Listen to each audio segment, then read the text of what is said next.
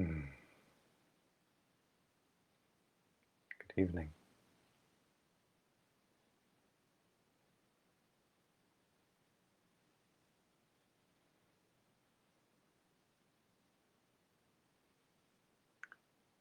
Today I had struggled for quite a while with a sense of opportunity a couple of hours ago to do today's live stream. I felt a lot of conflict, a lot of inner struggle and working, a whole lot of sense of am I showing up well? Well, that's not the actual point of any of this. Any of these live streams. It's not about do I show up well. It's do I show up within. Am I able to stay with what is true and focus on what is true, even when presenting, even when visible, and letting the face of truth that shines through me most readily do so. But even knowing that, I couldn't really get out of the way. Lots of struggle about like 5 different topics coming to mind, leaning on, well, do I want to talk about something exciting? That feels like I'm trying to avoid something. They'll talk about something vulnerable.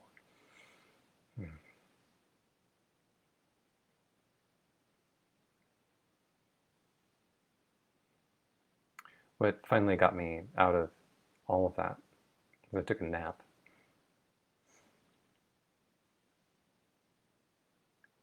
And then after I woke up, when I felt into the possibility of, oh, I could do the live stream now. What do I want to do the live stream on?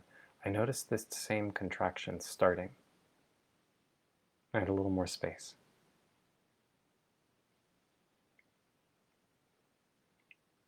And that space gave me a different way of relating to the contraction. The contraction is an egoic thing. It's something about how do I show up well? How do I impress people? Oh wait, I don't want to do that. I want to do this other thing, which will let me have let me create something really beautiful, powerful, and impact the world, and then I can have value. Oh wait, I don't want to think like that.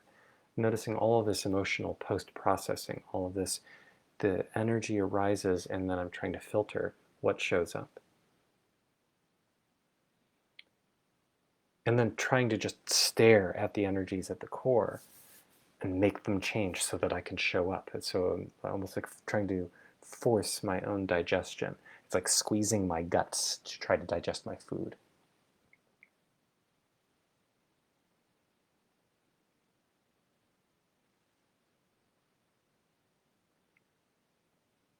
And there's a direction that when I lean in it, I always have more room. I always show up more clearly.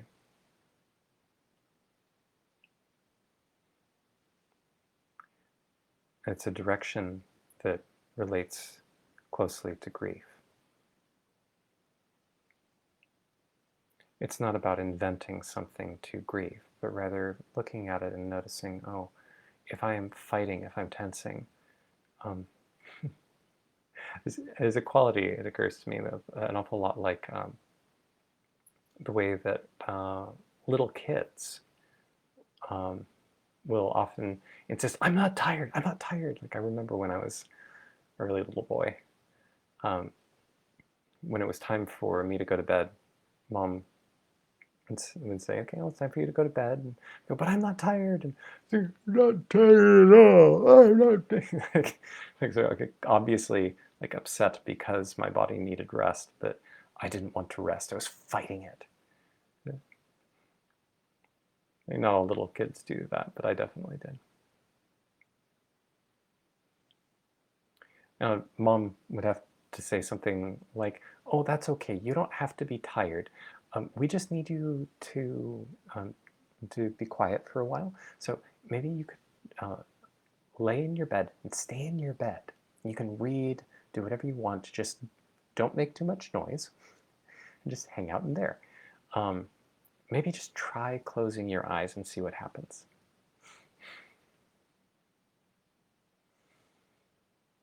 often not worked. There's this feeling that is something like a bunch of me not wanting to let go, not wanting to rest. I have to try, I have to show up, I have to keep working. I have to do these live streams and impress people. No, not impress people. I need to impress people with how much I don't care about impressing them. Wait, no, that's not it. And I'm just noticing these. It's actually quite a lot less intense than it used to be, which is wonderful. But it's still there. It's this confusing storm that'll show up. But when that shows up, I don't have the power to work through it. It's more of the same, as sort of adding fuel to the fire. But I can notice this feeling that is like, well, what if, like, it would be like the toddler going, maybe I am sleepy. The point is not the thought. The point is to reach inside and notice, oh, that's where the tiredness is.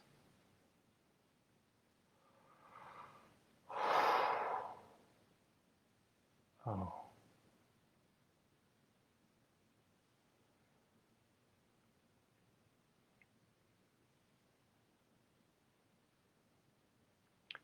When I do that move, and it has to do entirely with me recognizing for myself, oh, I'm diminished right now.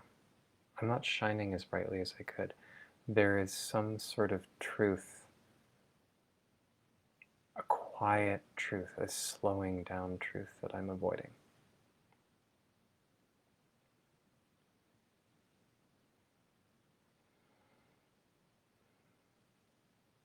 If I pause and I breathe into that, I almost immediately feel relief.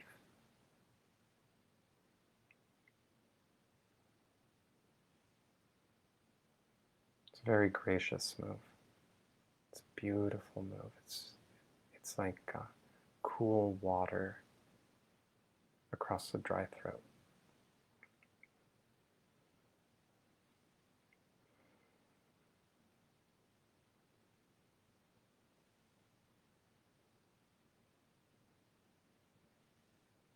Oh, I titled this Leading the Ego to Death, and I capitalized death there for a reason.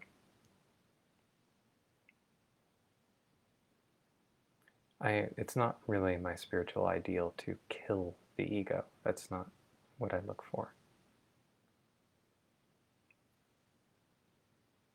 It's more like there is a dance that happens. The ego's desires being fitted to reality, constantly fitting it to truth. How is it compatible? Is it compatible? What parts aren't? The parts that aren't compatible have to change.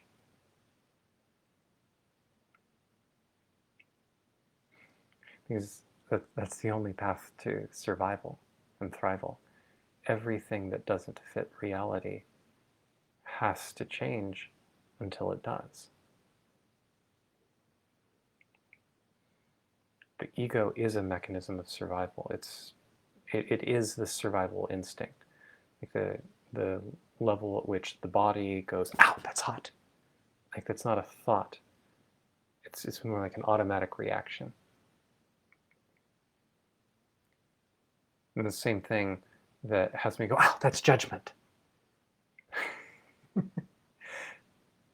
It's more complicated. It requires going through the mind to some extent. I can't interpret something as judgment without it going through this sort of inner computer.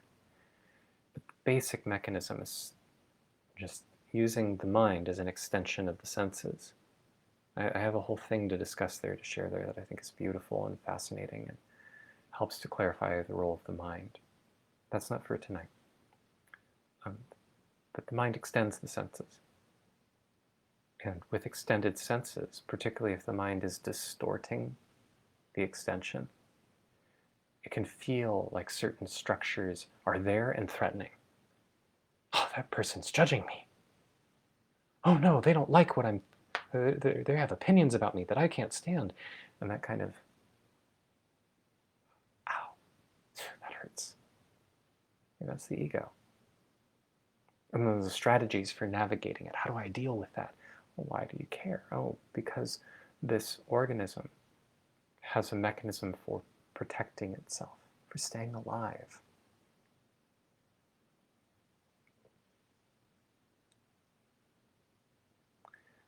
So if the ego, if the protection mechanisms, the survival system, is out of touch with truth in a systematic way, if there's some part of truth that it cannot touch because even looking feels dangerous, the act of moving in that direction feels dangerous,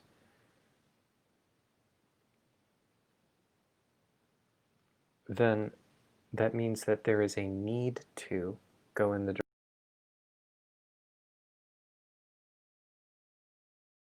create a transformation in what is safe and what is possible and how to fulfill desire.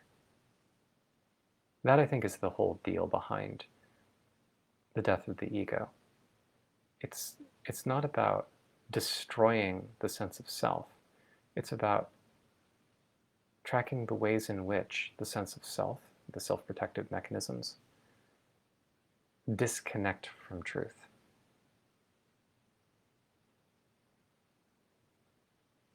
And here's the thing. To the extent that I do not choose to go in that direction, to the extent that I try to hide from it and I try to live within what is comfortable and familiar to me, that is the extent to which death has to come to rip me out of my shell.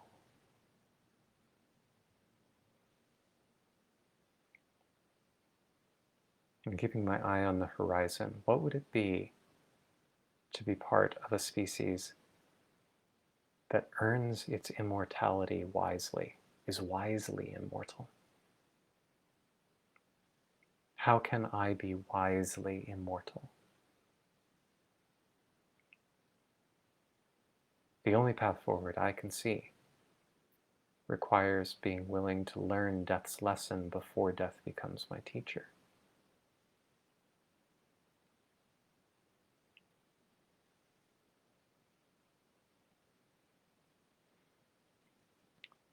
So when I grow still and I reach inside and I feel the dark, the quiet in my core, the silence of the tomb,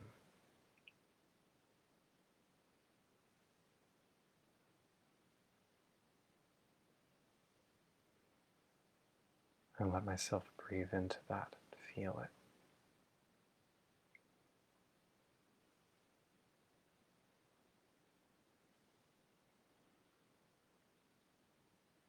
The reactive tension starts to melt away. Oh, oh, I'm scared. Oh, here I am afraid that I don't have the energy to do the things that I need to do. Here I'm scared of succeeding. I say scared of not succeeding, but sometimes there's fear of success too. But I don't have to understand each of these pieces mentally. I can just recognize, oh, more importantly than any of that, is that there is a doubt and a sadness that is underneath all of that. If I can choose to be willing to feel that,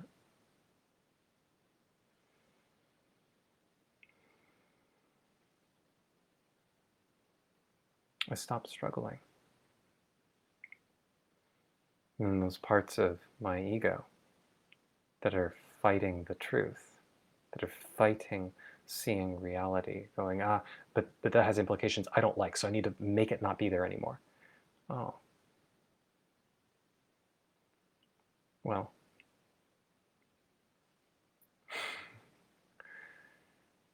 maybe those implications are just true.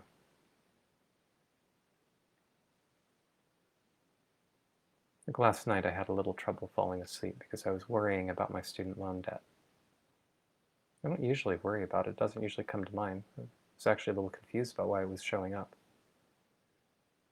It was part of an ongoing days-long contraction that's been building, sort of like a spiritual inflammation.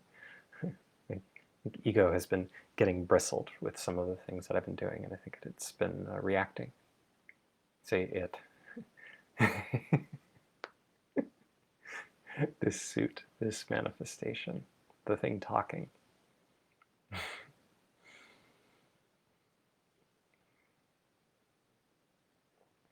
And feeling into that anxiety is a way where I could go through the logic of it.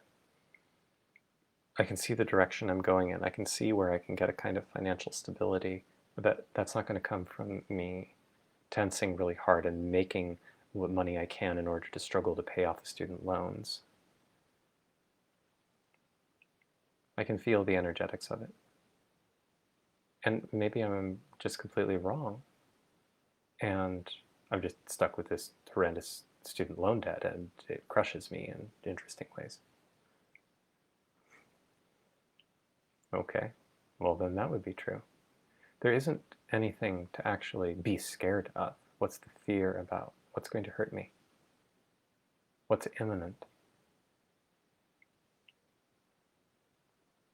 Are soldiers going to kick down my door and shoot me and my family? No. There isn't a version of the future where that happens. Are we going to starve to death? No.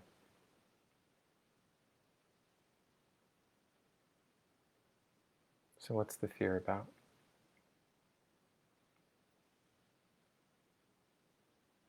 It actually is more about the direction I'm going in. I'm creating these videos, showing up and doing this kind of work.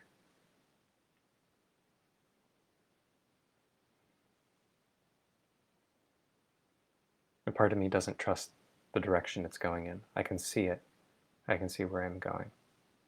But a part of me doesn't trust it and is afraid that this won't go anywhere and that I'll continue to be stuck. And another part of me is scared that it will work. And then I will take on more responsibility. It sort of doesn't, and it sort of likes not having a ton of responsibility. Like right here, right now, I can stay in my parents' extra room. And it makes sense during the pandemic and yada yada, but I mean, if there weren't a pandemic, there's a good chance that I would still be here.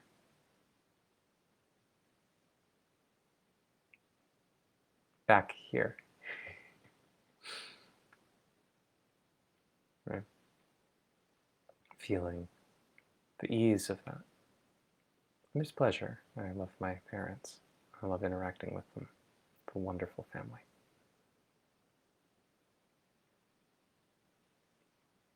But there's fear. It's like, oh, I can go out into the world again. And just noticing each of these pieces. Oh, but I shouldn't feel that fear. I should, like, I'm an adult. I've built a company before. I can go out and make things happen. Oh, but maybe I can't. Maybe I'm incompetent. All of these carry pains, very childlike pains. It's an important way where all of these are echoes of feelings that I had when I was a child. This, I don't mean this as like a psychological thing of these are the repressed feelings. That might be true, but that's not the point. The point is that I had this heart when I was 5.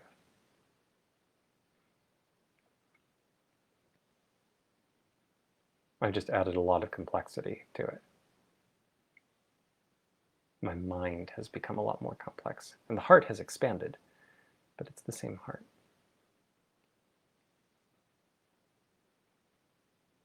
So really feeling into that and noticing some of the sadness and the fear and the pain, and being willing to slow down and notice the stillness, quietness of grief.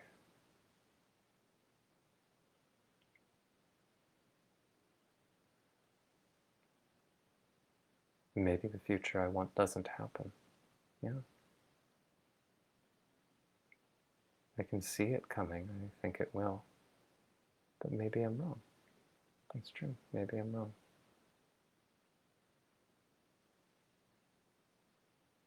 And that's really sad to hold. Nothing performative. Just true.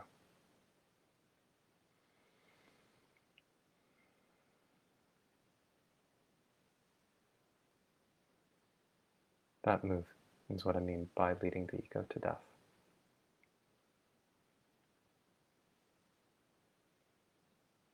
The need for certain possibilities to not be true. The ego doesn't get to have a say about that.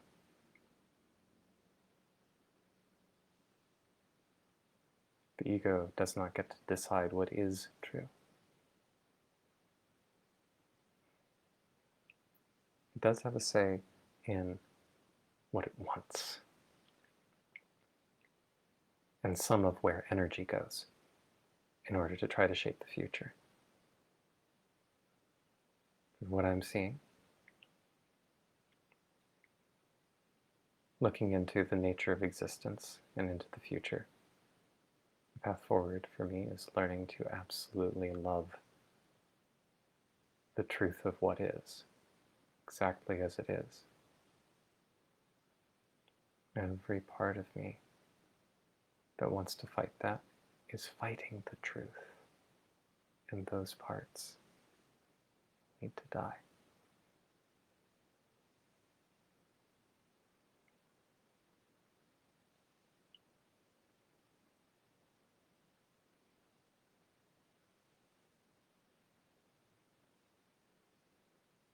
Thank you for listening.